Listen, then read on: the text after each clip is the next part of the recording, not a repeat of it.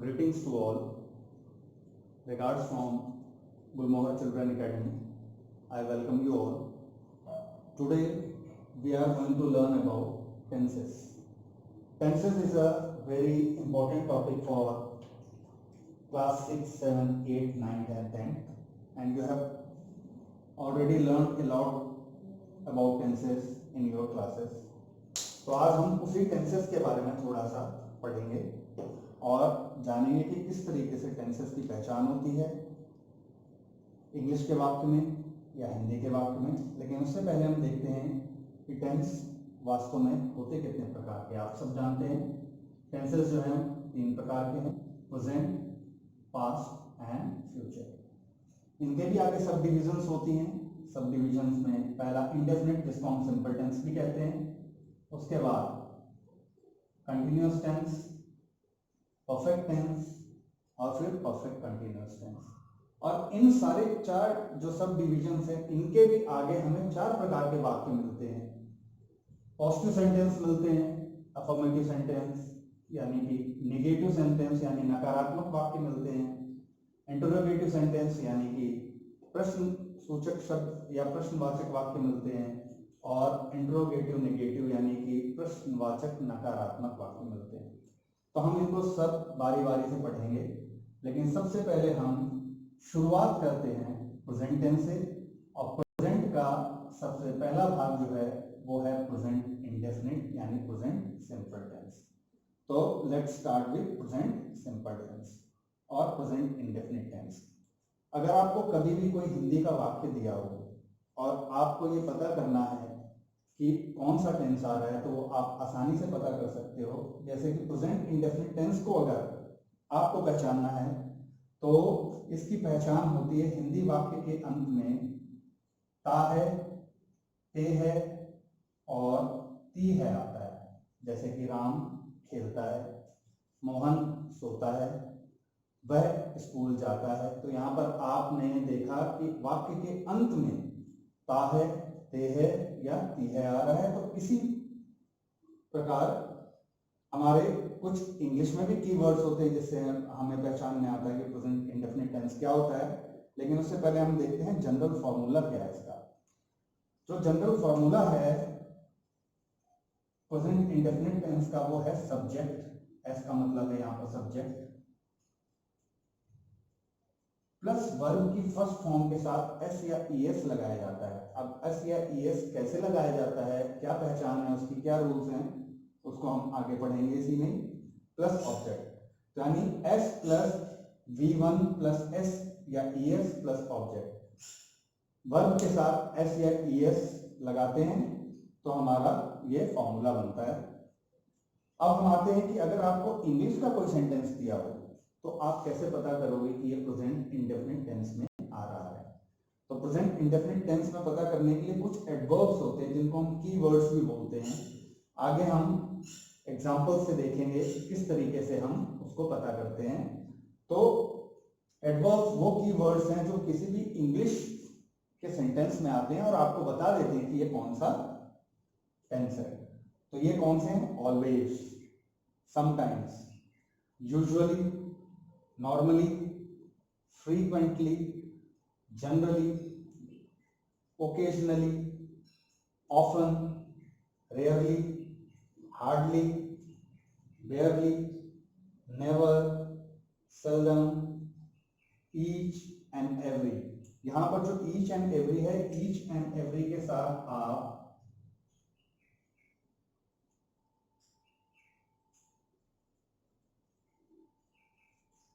Day भी लिख सकते हो, नाइट भी लिख सकते हो, वीक भी लिख सकते हो, मंथ भी लिख सकते हो,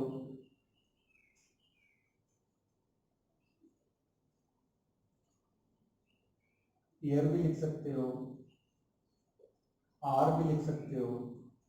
तो इस तरीके से इनके साथ बहुत सारी चीजें जुड़ गई। जैसे ईच डे बनकर एक एडवर्ब बन जाता है, तो इसको भी हम प्रेजेंट इंडेफिनिट टेंस में यूज करते हैं।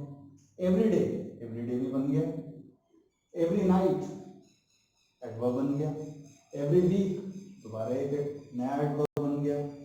Every month, every year, every hour, तो इस तरीके से ये सारे हमारे एडवर्ब्स हैं।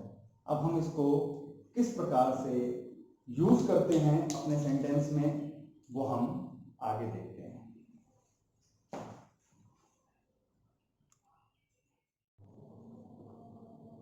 Now let's move forward. आपको पहले बता दिया है एडवर्ब्स वो कीवर्ड्स हैं जो किसी भी इंग्लिश सेंटेंस में आते हैं तो आपको पता चल जाता है कि ये कौन सा टेंस है। तो इनको आप अच्छी तरीके से लर्न कर लेना। Always, sometimes, usually, normally, frequently, generally, occasionally, often, rarely, hardly, बेयरली, never, seldom, each, every. Each और एवरी के साथ मैंने आपको बता दिया था डे भी लग सकता है, मंथ भी लग सकता है, आवर भी लग सकता है, नाइट भी लग सकता है और ईयर भी लग सकता है। अब हम देखते हैं इसका फार्मूला क्या होगा। जनरल फार्मूला हम देख चुके हैं कि सब्जेक्ट प्लस वर्ब की फर्स्ट फॉर्म प्लस एस या ई एस होता है। सब्जेक्ट प्लस वर्ब की फर्स्ट फॉर्म के साथ एस या E S according to the subject लगता है, ये हम पहले से ही पता कर चुके हैं। तो अगर आपका सब्जेक्ट आई, वी, यू, दे है या फिर कोई प्लूरल सब्जेक्ट है, प्लूरल सब्जेक्ट का मतलब जैसे टीचर्स, टीचर्स यानी कई सारे हो गए, स्टूडेंट्स ये भी बहुत सारे हो गए, तो ये प्लूरल हो गया यानी बहुवचन। अगर आपके सब्जेक्ट आई, वी, यू, दे या फिर कोई प्लूरल सब्जेक्ट है तो आप वर्ब की फर्स्ट फॉर्म लगाते हो और वाक्य बनाते हो। ये आपका रूल नंबर 1 है। आपको वर्ब की सिर्फ फर्स्ट फॉर्म लगानी है, उसके अंदर कोई एस ई एस या आई ई एस ऐड नहीं करना है। तो इसलिए अगर आपको कभी भी क्वेश्चन आई, वी, यू, दे या प्लूरल सब्जेक्ट का आता है तो आपको एस ई एस वाले जो रूल्स हैं जो मैंने अभी लिखे हैं, जिनको अभी हम डिस्कस करेंगे, इनको पढ़ने की आवश्यकता या इनमें कोई भी ध्यान देने की आवश्यकता नहीं है। लेकिन अगर आपका कर्ता यानी कि सब्जेक्ट ही, शी, इट या कोई भी सिंगुलर नाउन हो, जैसे टीचर, एक टीचर की बात हो रही है तो सिंगुलर नाउन हो गया। स्टूडेंट, एक विद्यार्थी की बात हो रही है तो ये भी सिंगुलर नाउन हो गया। तो यहां पर भी आपका ही, शी, इट वाला ही रूल लगेगा। या तो कोई नाम हो जैसे राम, मोहन, राधा, मीरा, ये सब भी सिंगुलर नाउन ही है। तो इन सब के साथ वर्ब की फर्स्ट फॉर्म के साथ एस ई एस या आई ई एस लगाया जाता है। एस ई एस या आई ई एस लगाया जाता है, इस बात को ध्यान रखना। तो ये दोनों चीजें बहुत अच्छे तरीके से याद रखना। I, we, you, they and plural subject सिर्फ वर्ब की first form, he, she, it या सिंगुलर सब्जेक्ट वर्ब की फर्स्ट फॉर्म के साथ एस या ई एस। ये चीज याद रहेगी, आपके फिल इन द ब्लैंक्स में कभी भी दिक्कत नहीं आएगी। अब हम देखते हैं कि एस ई एस या आई ई एस लगाने के क्या क्या रूल हैं। सबसे पहले हम देखते हैं, अगर किसी भी वर्ड के आखिरी का लेटर जो है वो सी एच हो, एस एस हो, एस एच हो, जैसे कि ब्रश, ब्रश हम रोज ही करते हैं, ब्रश, तो हमको ई एस लगा देना है तो हमारा बहुवचन बन जाएगा या एक वचन बन जाएगा, सॉरी बहुवचन नहीं। तो हमारा ये जो है ई एस में ट्रांसफर हो जाएगा। यानी कि अगर किसी भी शब्द के आखिरी के जो लेटर हैं वो सी एच हो, डबल एस हो, एस एच हो, एक्स हो, ओ हो, जेड हो या एस हो। ओ का देख लेते हैं, जैसे गो, गो है, इसका गोज बन जाएगा, यस लग गया जो हमने बोला है। तो हमको क्या करना है, प्लस कर देना है ई एस। जब भी हमारे आखिरी letter C H, S S, S H, X, O, Z या एस होंगे तो हमको ई एस ऐड कर देना है। नंबर 2 पे चलते हैं। अगर लास्ट लेटर वॉवल हो, वॉवल क्या होते हैं, ए, ई, आई, ओ, you, A E I O you, ये 5 वॉवल्स होते हैं। अगर इन पांचों में से कोई वाई से पहले आता है, लास्ट लेटर का मतलब है लास्ट लेटर तो वाई है, उससे पहले कोई भी आपका ए ई आई ओ यू में से आता है तो आप उसमें सिर्फ एस ऐड कर दोगे और आपका वो जो है नाउन जो है सिंगुलर के लिए तैयार हो जाएगा। जैसे कि प्ले, बाई के पहले ए आ रहा है तो हमने एस लगा दिया। डिले, वाई से पहले ए आ रहा है तो हमने एस लगा दिया, कुछ हटाया नहीं है, सिर्फ एस को जोड़ा है, याद रखना। तीसरा हमारा जो रूल है, अगर हमारा लास्ट लेटर किसी भी शब्द का, अगर लास्ट लेटर जो है हमारा क्रिया का जो है वो वाई से पहले कोई कॉन्सोनेंट आ रहा है, कॉन्सोनेंट किसको कहते हैं? व्यंजन को कहते हैं, व्यंजन। यानी ए ई आई ओ यू, इनको हटाने के बाद जितने भी बचते हैं हमारे वो सारे व्यंजन हैं। अगर हमारा वाई से पहले कोई व्यंजन आ रहा है तो हमें कुछ नहीं करना, वाई को हटा देना है और आई ई एस लगा देना है। वाई को हमको हटा देना है और आई ई एस लगा देना है। कैसे? जैसे ट्राई, ट्राई में वाई से पहले क्या आ रहा है? कॉन्सोनेंट। आर क्या है? कॉन्सोनेंट है। क्राई, क्राई से पहले जो आर आ रहा है वो भी कॉन्सोनेंट है। तो हमने क्या किया, टी आर को तो लिखा रहने दिया, वाई को हमने हटा दिया, इस वाई को हमने हटा दिया, उसकी जगह हमने क्या जोड़ दिया? आई ई एस। क्या जोड़ दिया? आई ई एस। इसी तरीके से इस वाई के बाद भी हमने आई ई एस जोड़ दिया और इस तरीके से ये हमारा जो है वो चेंज हो गया वर्ब। लास्ट जो रूल है वो कहता है कि अगर आपका लास्ट वर्ड कॉन्सोनेंट हो, कॉन्सोनेंट हो यानी कि ए ई आई ओ यू ना हो, इसके अलावा कोई भी हो, तो हमें सिर्फ एस ऐड करना पड़ता है। तो जैसे ही हमें कोई आखिरी में कॉन्सोनेंट मिले तो हम सीधा एस ऐड कर देंगे। जैसे वॉक यानी चलना, पैदल चलना या टहलना, एस लगा दिया। टॉक यानी एस लगा दिया, टॉक मतलब बातें करना, तो ये टॉक्स हो गया। तो इस तरीके से ये 4 रूल आपको बहुत अच्छी तरीके से याद होने चाहिए, बहुत आसान है, इनको आप लिख के याद कर लेना। एग्जाम्पल्स आपको बहुत सारे मिल जाएंगे क्योंकि जगह छोटी है तो इसलिए इतने ज़्यादा एग्जाम्पल्स नहीं लिखे हैं। अब मैं आपको कुछ एक एग्जाम पॉइंट ऑफ व्यू से फिल इन द ब्लैंक्स बता देता हूँ जो आपको बहुत ही आसानी से समझ में आएंगे।